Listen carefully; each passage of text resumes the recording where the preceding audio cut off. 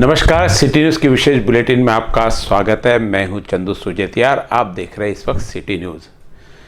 चूँकि अमरावती शहर, अमरावती ज़िले में मार्केट और उद्योग की गतिविधियां धीरे धीरे शुरू हो गई। कई उद्योग भले ही आधे अधूरे ही सही, एक साइड की दुकानें और इवन सम विषम के तारीखों में ही सही, लेकिन बाजार में रौनक लौटती हुई दिखी। वैसे ही इसके साथ ही कई उद्योग ऐसे भी हैं जिनके इस अनलॉक 1 यानी 1 जून से 30 जून तक जो अभी लॉकडाउन यानी अनलॉक 1 जो बाजार खुलने की स्थिति है और जो खुलने जा रहे हैं, उसमें कहीं पर भी कई ऐसे धंधे हैं जिनका उल्लेख नहीं है।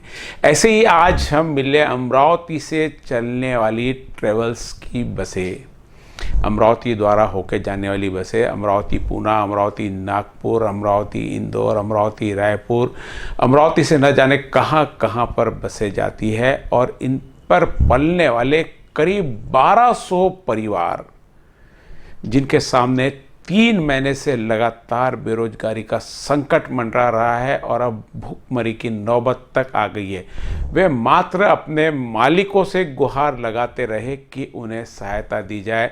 और ये सारे वे लोग हैं जो 20 साल से लगातार काम कर रहे हैं, लेकिन आज भी रोजंदारी के आधार पर है। कहीं पर भी किसी की भी पक्की नौकरी नहीं है, जबकि नौकरी के लिए घोषणा हुई थी कि नौकरी का पगार पूरा दिया जाए, पगार काटा नहीं जाए। लेकिन ये रोजंदारी वाले मजदूर के सरीका इनका ट्रीटमेंट था। जिस दिन आए उस दिन के पैसे, जिस दिन नहीं आए उस दिन के पैसे नहीं। इस प्रकार से ड्राइवर, कंडक्टर और क्लीनर ऐसे करीब 1200 परिवार पे अमरावती में भूखमरी की नौबत आ गई। इन्हें तो यह भी नहीं पता कि इस चीज़ के लिए अमरावती के खासदार, आमदार और पालक मंत्री से भी जाकर मिलना होता है, ये भी इन्हें नहीं पता। आज जब इन्होंने कहा तो आज ये पालक मंत्री के पास में और आमदार के पास में अमरावती में अपनी शिकायत लेकर गए कि 3 महीने से लगातार इन्हें कोई सुविधा नहीं है, इनके लिए भी कोई न कोई प्रकार की सुविधा की जाए। आइए देखते हैं इन रोजंदारी वाले ड्राइवर जो करोड़ों की बस लेकर रात भर सड़कों पर चलते रहते, उनके क्या हाल है। आम्ही अमरावती मधून बोलतो आहे। महाराष्ट्र खाजगी प्रवासी बस चालक वाहक संघटनेचे सगळे सभासद आहोत। तर आम्ही नागपूर पुणे लक्झरी बस ट्रॅव्हल्स चालवतो, म्हणजे कंडक्टर, ड्रायव्हर नेणं आणं करतो पुण्याला, मोठमोठे नाशिक वगैरे, अमरावती नाशिक, अमरावती पुणा, नागपूर पुणा। तर आता 22 मार्चपासून जे लॉकडाऊन लागलेलं आहे, त्या लॉकडाऊनपासून सर्व बसेस बंद आहे। तर आम्ही सर्वजण घरी बसलेलो आहोत। तर आम्हाला कोणतं काम पण नाही। मालकाजवळ आम्ही गेलेलो आहोत आणि मदत मागासाठी, काही आम्हाला मदत करा म्हणजे ज्या मालकाकडे आम्ही काम करतो, पण त्यांनी आम्हाला 1 पण रुपयाची मदत आतापर्यंत केलेली नाही। जसे शासनाकडे आम्ही निवेदन केलं होतं मागे 22 तारखेला 22/5ला। तर शासनाला निवेदन असं दिलं, जसं बा मजुरासाठी जे हातमजूर आहे तसं त्यांच्यासाठी बोर्ड आहे, तसं त्यांना कामगार कल्याणच्याकडून निधी भेटते प्रति महिना 2000 रुपये, तसं आम्हाला ड्रायव्हर कंडक्टरला काहीच नाही भेटत। हे नाही भेटत का तुम्हाला? काहीच नाही। आम्हाला सरकारतर्फे किंवा सरकारच्या माध्यमातून अशी कोणतीच मदत मिळत नाही। जे आर्थिक मदत असते, जे शेतकऱ्यांना कोणतं अनुदान मिळते किंवा कोणत्या गव्हर्नमेंट कर्मचाऱ्यांना PFची जी सुविधा असते, अशी अमरावती शहरात किंवा कोणत्याच मोटर मालकांनी अशी कोणती सुविधा करून दिलेली नाही। जेणेकरून आमचा उदरनिर्वाह होईल त्यात, किंवा आमचं जो जेव्हा थकतो होईल त्या अशा वेळेस कोणती आम्हाला मदत होईल किंवा काही होईल, अशी इथल्या कोणत्याच मोटर मालकांनी किंवा मालकांनी अशी आमच्याबद्दल हे केली नाही। आणि गव्हर्नमेंटचा नियम असा आहे की बा ज्या कंपनीत 20 कर्मचाऱ्याच्या वर जर कर्मचारी असले तर ते PF कापल्या जाते, किंवा प्रायव्हेट लिमिटेड कंपनी होते, तर अशी इथली कोणत्याच मोटर मालकांनी याची सुविधा केलेली नाही। आणि आमची कंपनी आहे का इथं अमरावतीला? हां, भरपूर कंपन्या आहेत, ज्या कंपनीत कमीत कमी 50 ते 100 वर्कर काम करतात। आणि त्यांची नावसुद्धा ज्यांनी आता आम्ही ह्याच्या आधारावर आम्ही महाराष्ट्र खाजगी प्रवासी बस चालक श्रमिक संघ जो ओपन केला होता किंवा त्याची स्थापना केली होती, तर आम्ही या संदर्भातच केली होती। आणि त्या संस्थेचा मी सचिव बोलतो, राजू आखरे।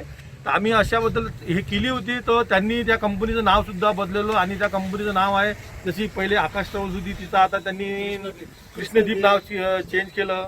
आणि एक शिव ट्रॅव्हल्स होती, त्यांचं हरिओम नाव गेलं आणि आम्ही कोर्टात केस सुद्धा टाकली होती. तरी पण कसं असते म्हणजे गरीबात कोणी वाली नाही अशातला हा भाग आहे साहेब, दुसरं काहीच नाही. किती लोक आहेत अमरावतीमध्ये? अमरावती आम्ही ड्रायव्हर, कंडक्टर, क्लीनर जे बाहेरगावी चालते लांब दुरीवर. आम्ही सतत जसे अमरावतीहून पुणा, नाशिक, मुंबई असे चालणारे जे ड्रायव्हर कंडक्टर आहे, असे कमीत कमी 600 ते 700 ड्रायव्हर आहे आणि 250-300 कंडक्टर आहे. तर यांचा अजून मतलब ना गव्हर्नमेंटकडून कोणतं आम्हाला अनुदान मिळालं नाही, अजून कोणतं ना मालकातर्फे. आम्ही मालकाकडे गेलो, पीएफ नाही, काही नाही, पगारही नाही.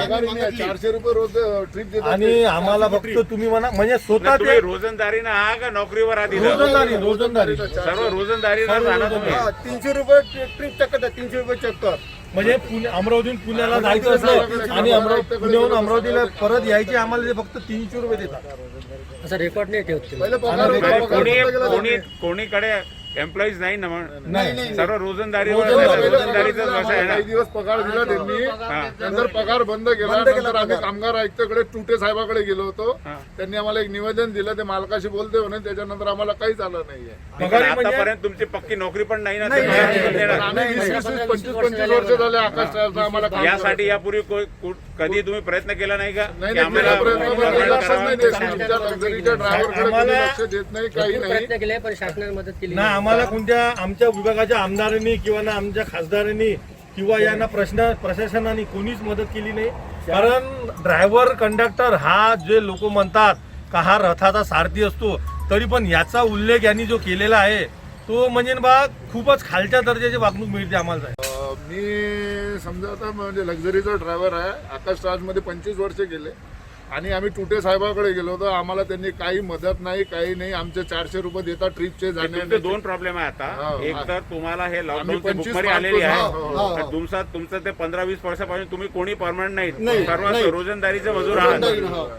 याकरिता तुम्ही काही हे सरकारकडे किंवा निवेदन केले नाही का तुमच्या पगार संघटनेकडे? दिले त्यांनी, पण नंतर ते पीएफ काही काढला नाही त्यांनी. कोर्टामध्ये पण नाही गेले तुम्ही कोर्टात याकरिता? गेलो होतो आम्ही, कोर्टात आमचं काही एवढं हे झालेलं नाही. फक्त तुम्हाला सबूत दाखवा काय आहे तुमच्याकडे. प्रूफ दाखवा. तुमच्याकडे प्रूफ कुठे आहे? तुमचं लॉगबुक कुठे आहे? आम्हाला लॉगबुक वगैरे काहीच नाही. 400 रुपयात 48 घंटे काम करावं लागते. तिकून परत येईपर्यंत 48 घंटे वापस येईपर्यंत 400 रुपयाच्या वर आम्हाला काही जाऊ, अमरावती आम्हाला फक्त 400 रुपये. मोटर मालक धमकी देते, तुम्हाला कामावर कमी करण्यात येईल. आम्हाला ड्युट्या घेत नाही आम्हाला. मग तर तुमची युनियन नाही का दुसरी कोणा तिथं कामावर नाही जायचं म्हणून? नाही, पण साहेब कसं असते, जे शिवाजी महाराजांच्या काळात होतं म्हणजे आमची व्यथा अशी झालेली साहेब, जर तुम्ही घरात तुमची जर चूल तळण तरच तुम्ही लढाई जिंकू शकता किंवा लढू शकता. आणि हे आमच्या दुखत्या नशिबीवरच लाथ मारतात. विशेष म्हणजे आम्हाला ना कुठं काम करू देत ना आम्हाला काही हे करू. जर आम्ही कोणतं असे पाऊल उचलला त्यांच्या विरुद्ध जर असं कोणतं पाऊल उचलला तर आम्हाला ते ना कुठं काम करू देत ना कुठं काही करू देत. आणि त्यांचे युनियन मजबूत आहे. त्यांची युनियन म्हणजे मालक म्हणजे म्हणण्याचा तर तिजोरी समोर जे मजुरी चालत नाही गरीबाची. मालक संघटना मजबूत आहे, चालक संघटना नाही. मजबूत न राहायचं कारण म्हणजे आमची आर्थिक परिस्थिती त्याच्यामुळे जाच लागते. आमची म्हणजे आमची संघटना जे मजबूत न राहत होती त्याचे मेन प्रॉब्लेम आर्थिक परिस्थिती आमची चांगली नसल्यामुळे, म्हणूनच आम्ही तुमच्यापर्यंत पोहोचलो. आणि आमची अशी इच्छा जळती की तुमच्यातर्फे आम्हाला काहीतरी न्याय मिळावा. आणि आता जे आपल्या आज इन्होंने अपनी शिकायतें पालक मंत्री यशोमती ठाकुर के पास भी दी.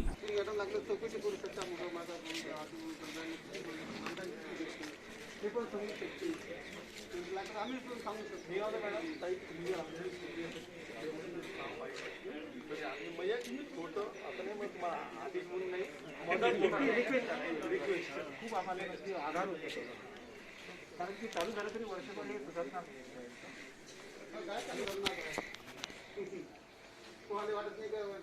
मॅडम मी प्रायव्हेट लिमिटेड कंपनीत काम करतो.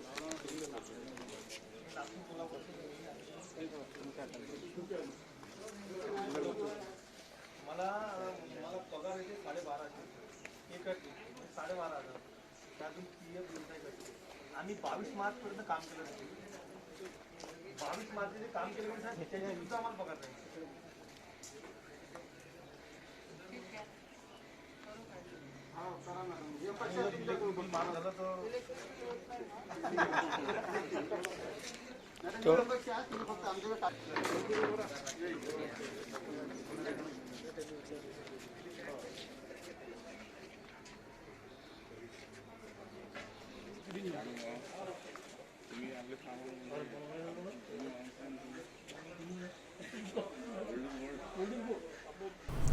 इसके बाद ये बडनेरा के आमदार रवि राणा और अमरावती की खासदार नवनीत राणा से भी मिले।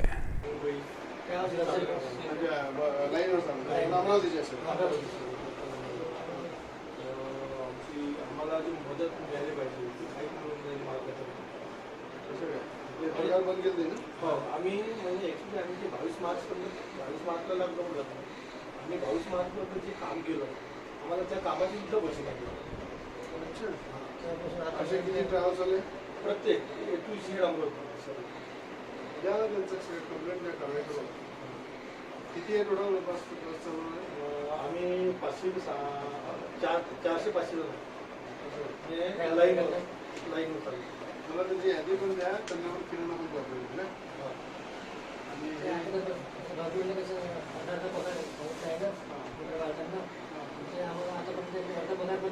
अर्धा तो जाऊ द्या. आम्ही जे काम केलं ते दिला नाही. 22 तारखेमध्ये जे काम केलं तेही नाही. ठीक आहे ना. आणि आमची कशी इच्छा होती का बा चालक लोकांना बोर्ड तयार झाला म्हणजे जसं मजुराचं बोर्ड आहे, हमालाचं बोर्ड आहे, हमाराचं बोर्ड आहे, मजुराचं बोर्ड आहे. बोर्ड तर होणार आहे.